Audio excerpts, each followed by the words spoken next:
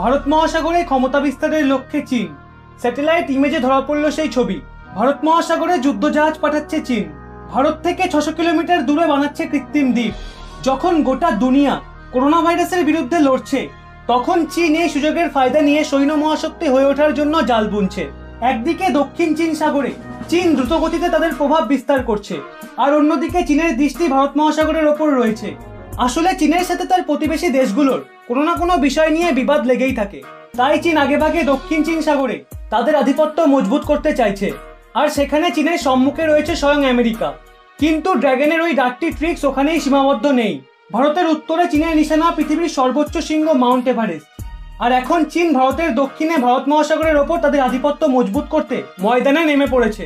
চীন যা শুরু করেছে তাতে ভারতের অ্যাকশন নেওয়া ছাড়া আর কোনো উপায় নেই। বিগত এক সপ্তাহ ধরে চীন ভারতের সীমান্তে বিশৃঙ্খলা সৃষ্টি করছে। নিজের ইচ্ছে মতো যখন যা ইচ্ছা তাই বলছে। এই কিছুদিন আগেই চীনা সেনাবাহিনীর মেজর বলে বসে সিকিম নাকি ভারতের অংশ নয়। আর এটা শোনার পরেই ভারতের ইয়াং লেফটেন্যান্ট প্রচন্ড রেগে গিয়ে মেজরের মুখে সপাটে এক ঘুষি মারে। ভারতীয় ইয়াং লেফটেন্যান্টের ঘুষি খেয়ে চীনের মেজর সেখানেই পাল্টি খেয়ে পড়েন।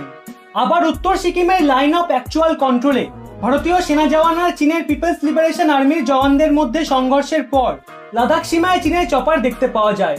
আর এখন ভারত মহাসাগরের ওপর চীনের বেয়াদপি বন্ধ করার জন্য ভারত তার নৌবাহিনী ব্যবহার করতে পারে, কারণ ইন্ডিয়ান নেভি ভারতের কাছে এখন বেস্ট অপশন। ইন্ডিয়ান নেভি এখানে চীনকে এমন সেটব্যাক দিতে পারে যা চীন কল্পনাও করতে পারবে না। হেড টু হেড বিচার করলে চাইনিজ নেভি ইন্ডিয়ান নেভির থেকে শক্তিশালী, কিন্তু যদি সহযোগিতার কথা আসে তবে চীন শুধু সাপোর্ট পাবে রাশিয়ার, আর রাশিয়ান নেভি সেরকম একটা শক্তিশালীও নয়। এবার যদি ভারতের দিকে তাকানো হয় তবে দেখা যাবে ভারতের কাছে পুরো কোয়াড মেম্বার রয়েছে।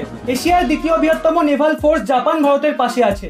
আমেরিকা পৃথিবীর সর্ববৃহৎ নেভাল ফোর্স, সেও ভারতের সঙ্গে রয়েছে। আর আমেরিকা চীন ও রাশিয়াকে একাই দেখে নেওয়ার ক্ষমতা রাখে। এছাড়াও ভারত অস্ট্রেলিয়ার সাপোর্ট পাবে, অর্থাৎ ভারতের কাছে অনেকগুলি শক্তিশালী দেশের নৌশক্তি আছে। ভারতের কাছে আরও একটা অপশন আছে যেটা অস্ট্রেলিয়া প্রয়োগ করেছিল। চীন ভারতের সাথে এখন যেমন করছে ঠিক সেরকম ভাবে শুরুর দিকে যখন অস্ট্রেলিয়াকেও ধমকাচ্ছিল, তখন অস্ট্রেলিয়া বিবাদে না জড়িয়ে আমেরিকার যে ডিস্ট্রয়ার ছিল তার সাথে তাদের একটা জাহাজ পাঠিয়ে দেয় যেটা দক্ষিণ চীন সাগরে যাচ্ছিল। এর ফলে চীন সেখান থেকে একটা মেসেজ পেয়ে যায় আর ভয়ে অস্ট্রেলিয়াকে ধমকানো বন্ধ করে দেয়। ভারতও চাইলে ঠিক এরকমটাই করতে পারে। এখন আমেরিকান শিপ যেখানে কন্টিনিউয়াস পেট্রোলিং করছে দক্ষিণ চীন সাগরে আর 2-3 দিন বাদে বাদে চীনের সীমানায় ঢুকে পড়ছে, তাতে চীন আমেরিকান শিপগুলোকে অ্যাটাকও করতে পারছে না।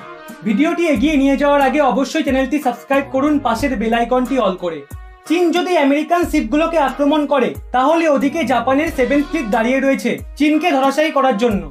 আর চীন জানে আমেরিকা শুধু একটা সুযোগের অপেক্ষায় আছে, আর আমেরিকা যদি সেই সুযোগ পেয়ে যায় তাহলে সাথে সাথে চীনকে আক্রমণ করে বসবে। বিশেষজ্ঞরা বলছেন চীন একদিক দিয়ে ভারতকে যত পেছনে ঠেলতে থাকবে, ভারতও যদি ডিফেন্সিভ মোডে পেছতে থাকে তবে এরকমই চলতে থাকবে। পরবর্তী সময়ে যদি চীন ডোকলাহাম বা অরুণাচল প্রদেশে ঝামেলার সৃষ্টি করে তবে সেটাকে আটকানোর একটাই উপায় ভারতকে আক্রমণাত্মক রণনীতি প্রয়োগ করতে হবে।